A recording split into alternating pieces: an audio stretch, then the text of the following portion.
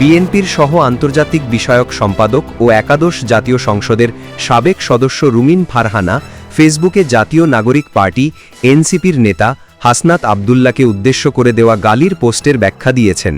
দেশব্যাপী সমালোচনার পর এক টিভি টকশোতে তিনি বলেন, তার ফকিন্নির বাচ্চা মন্তব্য কোনো ব্যক্তির আর্থিক অবস্থার ইঙ্গিত নয়, বরং এটি একটি মানসিকতা বা চিন্তাধারার প্রতিফলন। রুমিনের ভাষায় এটি মাইন্ড সেট বোঝায়, যা নিচু মানসিকতার প্রতীক। রুমিন অভিযোগ করেন, এনসিপির যুগ্ম সদস্য সচিব হুমায়রা নূর ও হাসনাত আবদুল্লার মতো নেতারা যে ভাষায় রাজনীতি করছেন তা খুবই নিম্নমানের। তিনি বলেন, তাদের কথাবার্তা স্লাম এলাকায় ব্যবহৃত ভাষার মতো। কেউ এদের ফকিন্নি, বস্তির ভাষা বা কাঁচরা বলে, সবই তাদের আচরণ থেকে বোঝা যায়। তিনি আরও বলেন, যে ভাষায় তারা স্লোগান দেয়, প্রতিপক্ষকে আক্রমণ করে বা ফ্রেম করে, তা বস্তির ভাষার সঙ্গে মিলে যায়। ফকিন্নির বাচ্চা মন্তব্যের সঙ্গে পোস্ট করা ছবিগুলো দেখলেই বোঝা যাবে তার উদ্দেশ্য কার প্রতি। রুমিন বলেন, আমার আওয়ামী লীগের সঙ্গে অতীতের সম্পর্ক ও তাদের ব্যবহৃত ভাষার প্রেক্ষিতে আমি এই প্রতিক্রিয়া দিয়েছি।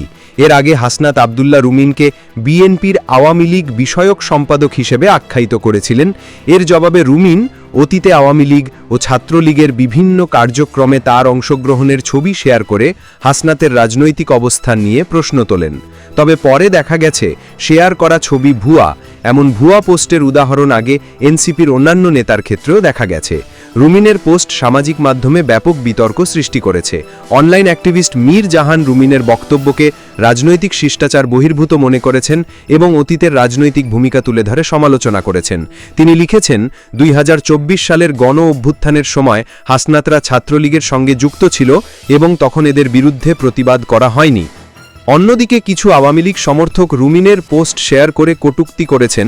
উদাহরণস্বরূপ মেহের আফরোজ শাওন ক্যাপশনে লিখেছেন, অনেক কথা যাও যে বলে কোনো কথা না বলি, এবং হ্যাশট্যাগে ব্যবহার করেছেন বান্দির বাচ্চা। সামাজিক মাধ্যমে রুমিন ফারহানার কটাক্ষমূলক মন্তব্য ও ছবিগুলো রাজনৈতিক পরিবেশ আরও উত্তপ্ত করেছে। 5 অগাস্টের পর থেকে তার এমন শিষ্টাচার বিরোধী মন্তব্য ফেসবুক সহ বিভিন্ন প্ল্যাটফর্মে ঘুরে বেড়াচ্ছে। এক টকশোতে হাসনাতকে উদ্দেশ্য করে রুমিন বলেছেন, ঠিক আওয়ামী লীগ যে ভাষায় কথা বলতো, আজ আমি একটা ডাকাতের মতো চেহারার ছেলেকে একই ভাষায় কথা বলতে দেখলাম। অপরদিকে হাসনাত আবদুল্লাহ এই বিষয়ে সরাসরি কোনো প্রতিক্রিয়া না দিয়ে আগে একটি ফেসবুক পোস্টে লিখেছেন, নারীর রাজনৈতিক অবস্থান যাই হোক না কেন, তার ব্যক্তিগত জীবন, শরীর বা পোশাক নিয়ে স্ল্যাট শেমিং করা অন্যায়। তিনি বলেন, এটি পুরুষতান্ত্রিক ঘৃণার প্রকাশ এবং রাজনৈতিক লড়াই হিসেবে মোকাবেলা করা প্রয়োজন। হাসনাত উল্লেখ করেন, কোনো দল বা মতের পক্ষে থাকলে স্ল্যাট শেমিংকে হালকা করে দেখা এবং বিপক্ষে থাকলে উৎসাহ দেওয়া রাজনীতিকে কুরুচিপন্ন করে। উল্লেখ্য, রুমিন ফারহানা সুপ্রিম কোর্টের আইনজীবী এবং একাদশ জাতীয় সংসদের সংরক্ষিত নারী আসন থেকে বিএনপির সংসদ সদস্য ছিলেন।